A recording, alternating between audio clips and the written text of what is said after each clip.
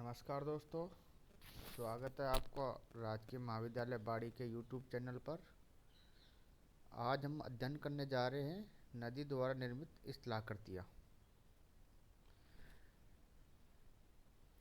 नदी द्वारा निर्मित स्थलाकृतियाँ दो प्रकार की होती हैं, अपरदनात्मक स्थलाकृतियाँ और निक्षेपात्मक स्थलाकृतियाँ। सबसे पहले हम अध्ययन कर रहे हैं अपरदनात्मक स्थलाकृतियाँ। अपरदन द्वारा निर्मित स्थलाकृतियाँ निम्न हैं। सबसे पहले है वी आकार की घाटी। नदियों द्वारा पर्वतीय क्षेत्रों में लंबवत अपरदन द्वारा निर्मित गहरी संकीर्ण घाटी वी आकार की घाटी कहलाती है।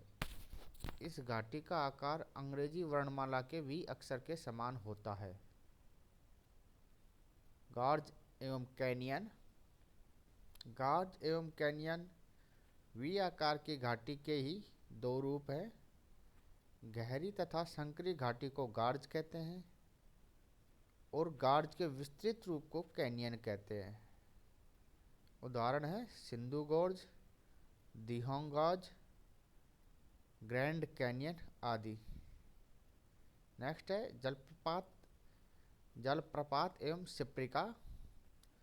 जब किसी स्थान पर नदियों द्वारा जल खड़े ढाल के सहारे अत्यधिक वेग से नीचे की ओर गिरता है तो उसे जलप्रपात कहते हैं। प्रपात में ऊंचाई अधिक होती है तथा ढाल खड़ा होता है। सिप्रिका की ऊंचाई प्रपात की अपेक्षा कम तथा ढाल सामान्य है। उदाहरण है एंजल जलप्रपात, नियाग्रा जलप्रपात आदि। नेक्स्ट है जल गर्तिका, पोर्ट होल्स। जब नदी की तली में जल भंवर के साथ पत्थर के छोटे छोटे टुकड़े तीव्र गति से चक्कर लगाते हुए छोटे छोटे गर्तों का निर्माण करते हैं तो इसे जल गर्तिका कहते हैं। नेक्स्ट है संरचनात्मक सोपान, स्ट्रक्चरल बेंचेज। जब नदी के मार्ग में कठोर तथा मुलायम चट्टानों की परतें क्रमिक रूप में मिलती हैं तो कठोर चट्टानों की अपेक्षा मुलायम चट्टानों का अपरदन तीव्र गति से होता है। इससे नदी की घाटी के दोनों ओर सोपानाकार सीढ़ियों का निर्माण होता है जिसे संरचनात्मक सोपान कहते हैं। नेक्स्ट है नदी वेदिकाएं, रिवर टेरेसेस। जब नदियों के नवोन्मेष या पुनर्युवन के कारण प्राचीन घाटी नवीन घाटी में एक सीढ़ी या सोपान द्वारा अलग होती है और इस तरह अनेक सोपानों का निर्माण होता है तो इसे नदी वेदिका कहते हैं। नेक्स्ट है नदी विसर्प, रिवर्स मेंडर्स। जब नदियाँ मैदानी भागों में प्रवेश करती हैं तो क्षैतिज अपरदन के अधिक प्रभावी होने के कारण ये घाटी को गहरा करने की बजाय चौड़ा करने लगती हैं। नदियाँ सीधे मार्ग के बजाय टेढ़े मेढ़े मार्ग से होकर चलती हैं जिससे नदियों के मार्ग में अनेक मोड़ बन जाते हैं। इन मोड़ों को ही नदी विसर्प कहते हैं। नेक्स्ट है समप्राय मैदान, पैनी प्लेन। जब नदियाँ अपनी अंतिम अवस्था में पहुँचती हैं तो क्षैतिज अपरदन तथा निक्षेप दोनों के मिलने से समप्राय मैदान का निर्माण होता है। अब है निक्षेपण द्वारा निर्मित स्थलाकृतियाँ, जिनमें सबसे पहले है जलोढ़ पंख तथा जलोढ़ शंकु, alluvial fans and alluvial cons.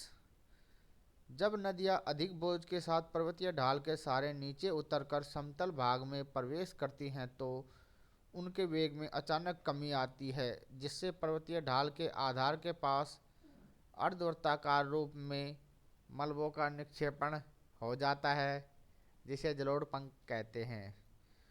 पर्वतीय ढाल अधिक होने के कारण जब मलबा अधिक दूर तक न फैलकर सीमित क्षेत्रों में ही एकत्रित हो जाता है तो इसे जलोढ़ शंकु कहते हैं।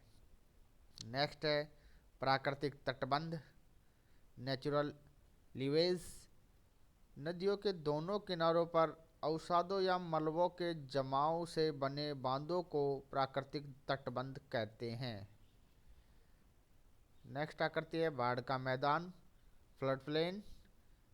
नदी में जब बाढ़ आ जाती है तो बाढ़ का जल समीपवर्ती क्षेत्रों में फैल जाता है, जिससे इसके साथ मिट्टी एवं बालू के कण भी इन क्षेत्रों में फैल जाते हैं।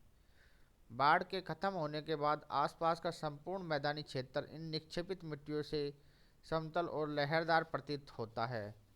इसे ही बाढ़ का मैदान कहते हैं। नेक्स्ट है गोखुर झील, ओक्स बो लेक।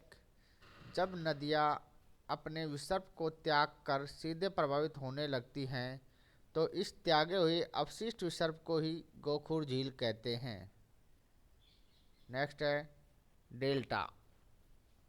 नदियाँ अपने मुहाने पर मलबे के निक्षेपण से एक विशेष प्रकार के स्थल रूप का निर्माण करती हैं, जिसे डेल्टा कहते हैं।